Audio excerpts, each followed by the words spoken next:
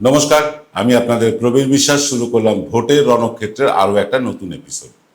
দেখুন, বিভিন্ন জনমত সমীক্ষার ছড়াছড়ি, বিভিন্ন ইউটিউব চ্যানেলে, টেলিভিশন চ্যানেলে জনমত সমীক্ষার শেষ আর নেই। অথচ এই কয়েক বছর আগে পর্যন্ত এই জনমত সমীক্ষা লোকজন সেভাবে দেখাতেন না, টেলিভিশন চ্যানেলগুলো দেখাতেন।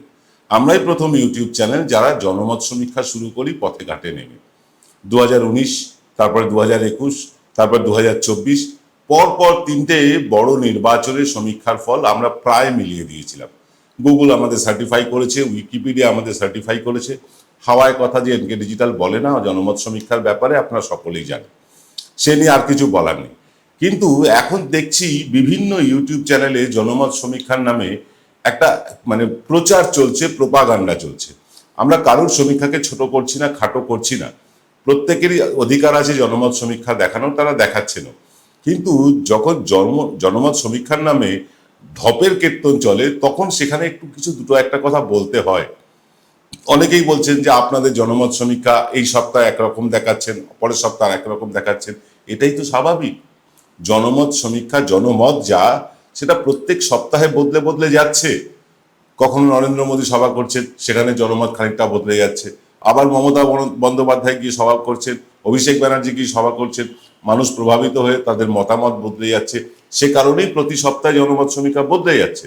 আমাদের চূড়ান্ত জনমত সমীক্ষা দেখাবো আপনাদেরকে, তারপরে আর কোনো জনমত সমীক্ষা দেখাবো না। আর আপনাদের যে আস্থা ভরসা আমাদের উপর আছে, সেটা এবারও যাতে অটুট থাকে, তার জন্য আমরা অনেক পরিশ্রম করেছি। এবার যা পরিশ্রম করেছি, কোনো বার নির্বাচনে এত পরিশ্রম করিনি। প্রথমবার যখন 2019-এ আমাদের সমীক্ষা প্রায় মিলে গেল, অনেকে বললেন যে টুক্কা দিয়ে টিকে গেল। টুক্কা মানে কি? আন্দাজে ঢিল মেরেছি, সেটা লেগে গেছে। ঠিক আছে, মেনে নিলাম, আমরা কোনো প্রতিবাদে যাইনি। তারপরের বারও 2021-এও আমাদের সমীক্ষা প্রায় 90% মিলে গেল। তখনও কিছু মানুষ বললেন যে এ তো আন্দাজে ঢিল মেরেছে, লেগে গেছে। তারপরে 2021-এ যখন আমরা বললাম যে বিজেপি 12টার বেশি আসন পাচ্ছে না, 24-এ মার্জনা করবেন, 2024-এ যখন বললাম 12টার বেশি আসন বিজেপি পাচ্ছে না, কার্যত বিজেপি 12টাই পেল, তখন কিন্তু এই আন্দাজে ঢিল মারা কথাটা বন্ধ হয়ে গেল। শুরু হলো একটা অপপ্রচার। আমরা নাকি আইপ্যাকের হয়ে কাজ করছি, আমরা নাকি তৃণমূলের হয়ে কাজ করছি, এরকম অনেক রকম অভিযোগ আসতে শুরু করলো। কিন্তু আমরা দমে যাইনি। আপনাদের শুভেচ্ছা, দোয়া, ভালোবাসায় আমরা কিন্তু নতুন উদ্যমে 26-এর জনমত সমীক্ষা শুরু করেছি। জানুয়ারি থেকে, রাদার বলা যায় ডিসেম্বর থেকে।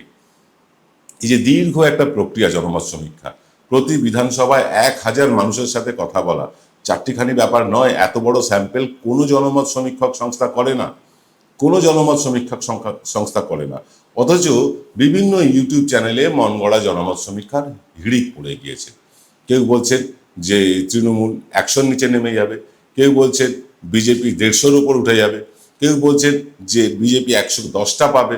এইরকম বিভিন্ন মতামত আমরা পাচ্ছি, আমরা দেখতে পাচ্ছি। এই জনমত সমীক্ষার ভিত্তিটা কি? এই যে জনমত সমীক্ষাগুলো দেখানো হচ্ছে, এদের ভিত্তিটা কি? দেখুন, আমরা যেমন পথে ঘাটে গিয়ে মানুষের সাথে কথা বলে সমীক্ষা করি, এইখানে বেশিরভাগ ক্ষেত্রেই পুরনো ফলাফল কি হয়েছিল এবার আন্দাজ করে নেওয়া হয়। এবার ফলাফল তার কি হতে পারে। ধরা যাক কোনো একটি আসনে কোনো একটি রাজনৈতিক দল 600 ভোটে জিতেছিল, 700 ভোটে জিতেছিল। আন্দাজ করে নেওয়া যেতেই পারে যে এইবার সেই আসনটা সেই দল খোয়াবে, এরকম একটা আন্দাজ করা যেতে পারে। আবার ধরুন কোনো আসনে কোনো রাজনৈতিক দল 30,000 ভোটে জিতেছিল, তখন সেই আসনটা সেই রাজনৈতিক দল ধরে রাখবে। এই রকম একটা আন্দাজের ওপর ভিত্তি করে জনমত সমীক্ষা চলছে বিভিন্ন জায়গায়। আমরা কাউকে ছোট করছি না, কারোর জনমত সমীক্ষাকে খাটো করছি না। কিন্তু এই যে আন্দাজের ওপর ভর করে মানুষকে প্রভাবিত করা, বা কোনো একটা রাজনৈতিক দল এসে গেল, তাদের মন্ত্রিসভা গঠন হয়ে গেল, এরকম একটা গেল রব তোলা, এটা প্রোপাগান্ডা ছাড়া কিছুই না। যারা বলছেন যে বিজেপি 120-র বেশি আসন পাবে, তাদের ভিত্তিটা কি?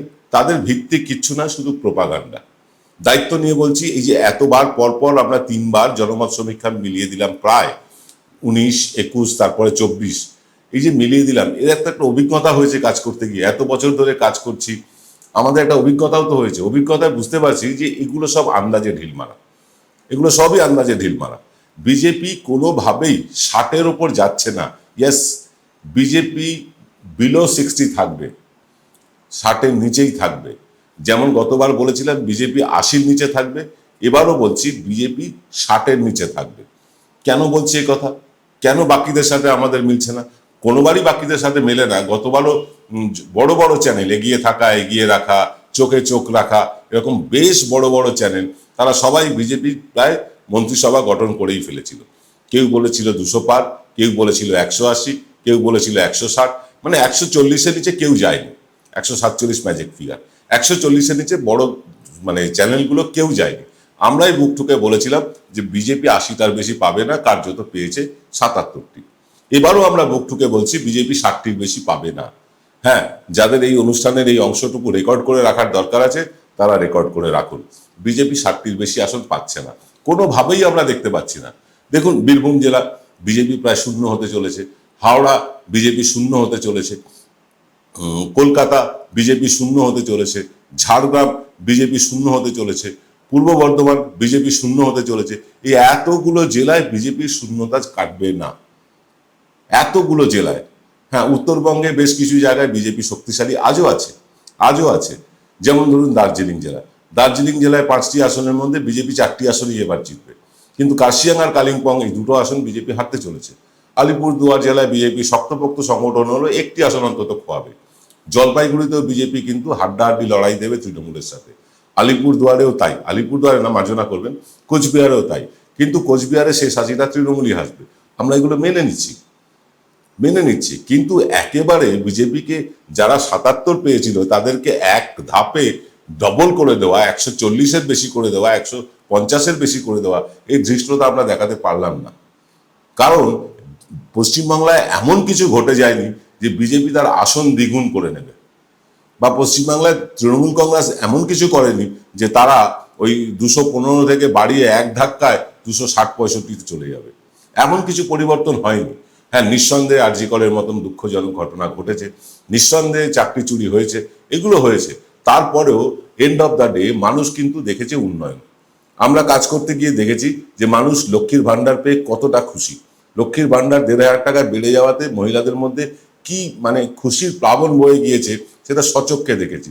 আবার এটাও দেখেছি যাদের নাম এসআইআরে বাদ গিয়েছে তাদের পরিবার আমাদের সামনে কাঁদছেন, হাত জড়ো করে বলছেন, হাত ধরে বলছেন, আমার পরিবারের আমার মেয়েটার নাম বাদ চলে গেছে, ও ডিটেনশন ক্যাম্পে চলে যাবে না তো?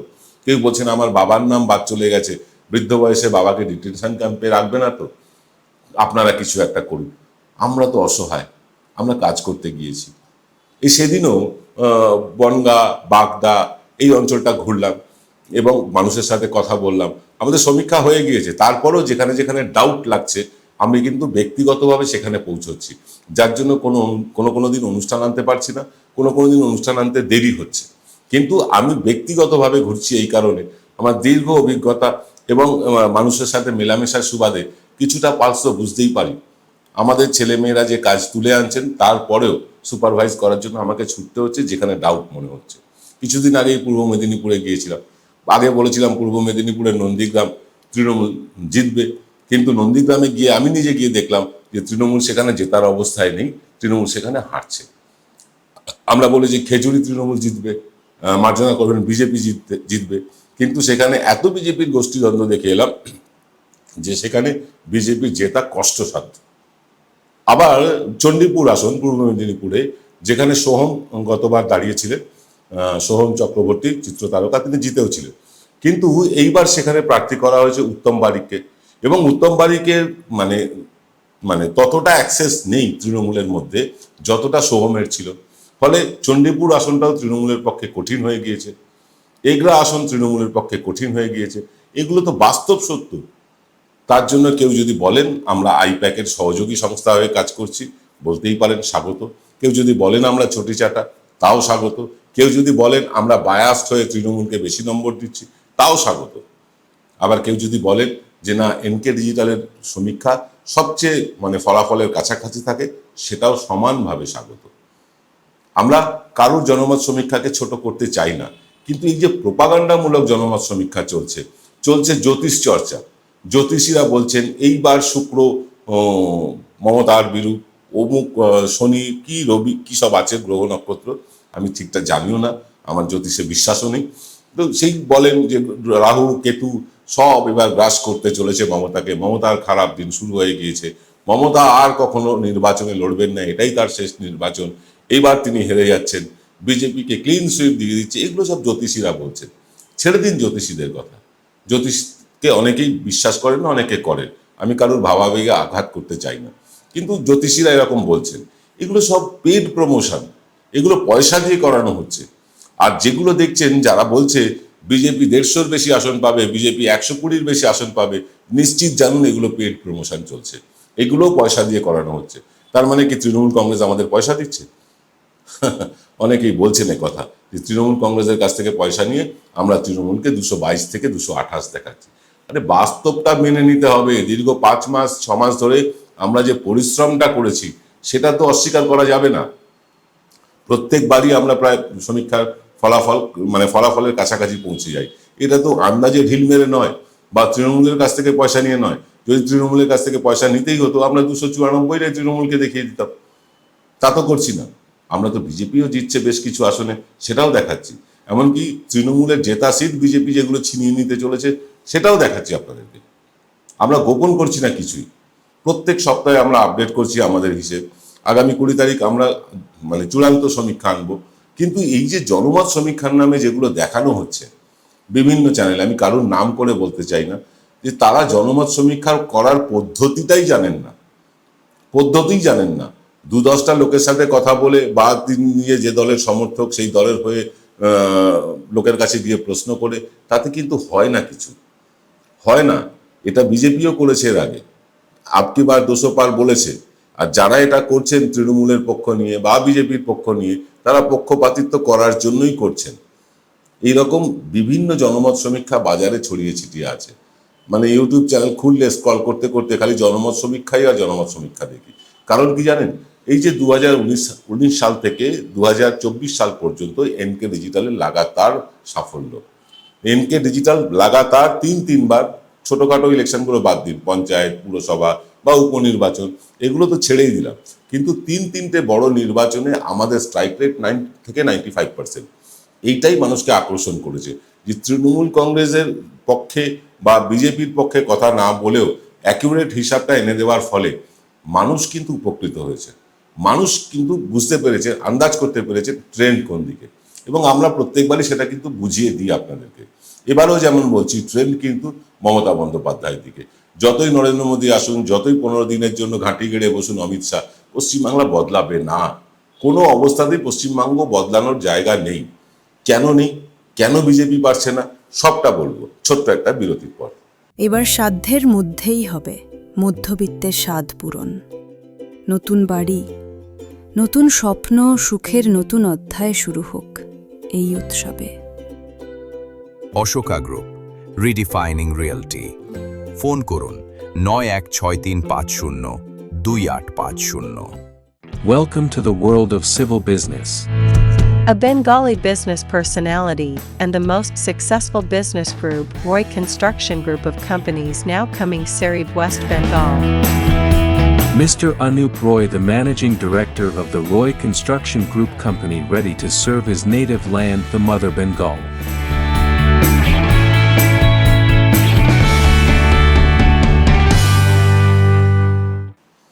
ফিরলাম বিরতির পর। দেখুন বিজেপি কেন ক্ষমতায় আসতে পারছে না পশ্চিমবাংলায়।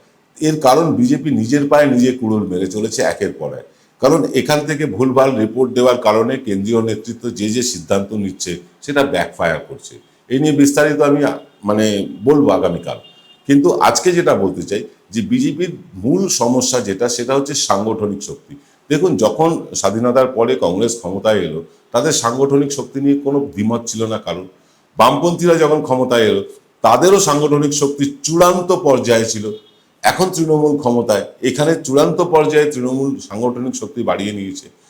অথচ উল্টো দিকে দেখুন বিজেপির সাংগঠনিক শক্তি 35% বুথেও সেভাবে নেই, 35% বুথেও নেই। তারপরেও বিজেপি কেন 38% ভোট পায়? কারণ একটাই, এই বামেদের 22% ভোট বিজেপিতে গিয়েছে। বিজেপির আসল ভোট তো 16%, সেখানে বামেদের 22%, 22.5% জুড়ে তবেই 38% বামেরা দেওয়ার ফলে বিজেপি আজকে 38% হয়েছে।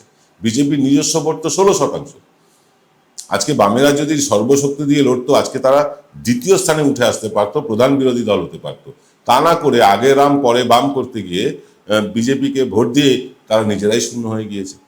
কিন্তু এবার পরিস্থিতিটা অনেকটা বদলেছে। আমরা সমীক্ষা করতে গিয়ে দেখেছি, অনেক বামপন্থী মানুষের সাথে কথা বলেছি, পুরনো বামপন্থী, নবীন বামপন্থী, অনেকের সাথেই কথা বলেছি। তারা বলছেন যে এটা ভুল হয়ে গিয়েছিল। বিমান বসুও বলছেন যে হুইসপার ক্যাম্পেনিংটা ভুল হয়ে গিয়েছিল, যে আগে রাম পরে বাম সম্ভবই না। আজকে যে অবস্থায় তৃণমূল কংগ্রেস আছে, তার বিরুদ্ধে বামপন্থীদের যা ভোট ওই 5%, 5.5%, তার সাথে বিজেপির যা ভোট 38%, এই 43-43.5% যদি ভোট এক জায়গাতেও পড়ে, তৃণমূলের বিরুদ্ধেও পড়ে, তাহলেও তৃণমূল কিন্তু 49%-এর কাছাকাছি ভোট নিয়ে বেরিয়ে যাবে। অর্থাৎ বামেদের সব ভোটটাও যদি বিজেপিতে গিয়ে পড়ে, তাও বিজেপি ক্ষমতায় আসবে না, এটা বামপন্থীরা বুঝেছে। তাই এই আগে রাম পরে বাম নীতি থেকে অনেকেই সরে এসেছেন। অনেকে সরে আসলেও সবাই তো আসেননি, কারণ কলাটা মূলটা বিজেপিতে ভালোই পাওয়া যায়। বিজেপি থাকলে একটা ছত্রছায়ার মধ্যে থাকা যায়, হম্বিতম্বিটা করা যায়। তো ফলে বিজেপিতে কিছু মানুষ রয়েই যাবে, সেটা কত শতাংশ এক্ষুনি বলা যাচ্ছে না। কিন্তু যদি 2-3% ভোটও বামেদের ঝুলিতে গিয়ে ফিরে যায়, তাহলে কিন্তু বামপন্থীরা একটা মিরাকল রেজাল্ট করে দেখাতে পারে এবং আমাদের সমীক্ষা ভুল হয়ে যেতে পারে। আমরা বামপন্থীদের শূন্য দেখাচ্ছি, তো যদি 3% ভোটও বামপন্থীরা আরো বাড়াতে পারে, অর্থাৎ যে 5.5% ভোট আছে, সেটা যদি 8.5% মতন ভোট বামপন্থীরা নিয়ে যেতে পারে, বামপন্থীরা মিরাকল দেখাবে। মুর্শিদাবাদ, মালদায় কংগ্রেস কিন্তু ভালো রেজাল্ট করবে। তারা কটা আসন পাবে না পাবে সেটার থেকে বড় কথা, তাদের যে ভোট শতাংশ সেটা তারা বাড়িয়ে নিতে পারবে। এটা একদম দায়িত্ব নিয়ে বলছি। পরিস্থিতিটা এইরকম হয়ে আছে। আপনাদের লেটেস্ট আপডেট দিলাম। আজকে আসতে একটু দেরি হয়েছে, মার্জনা করবেন। আমি অন্য একটি জায়গায় সমীক্ষার কাজেই গিয়েছিলাম, ফলে আজকের অনুষ্ঠান আসতে দেরি হলো, মার্জনা করবেন। আগামীকাল সকালের অনুষ্ঠানটা কিন্তু ভীষণ ইন্টারেস্টিং। আমি নিজেই থাকবো আপনাদের সাথে। তাই আজ এবেলা এই পর্যন্ত বিদায় নিচ্ছি। দেখা হবে আগামীকাল সকাল 9টায়। সকলে ভালো থাকুন, সুস্থ থাকুন। গরমে বাইরে যতটা সম্ভব কম বেরোন রোদ্রে, এবং বেরোলেও রাস্তার কাটা ফল, খোলা জল এগুলো খাওয়া থেকে বিরত থাকুন, কারণ সকলের শরীর খারাপ হচ্ছে। আজকে আমি নিজেই অসুস্থ হয়ে পড়েছিলাম একটি জায়গায় গিয়ে। ফলে আপনাদেরকে অনুরোধ করছি, সুস্থ থাকুন। সুস্থ থাকলে সব কিছু ভালো থাকবে। সকলে ভালো থাকুন। নমস্কার।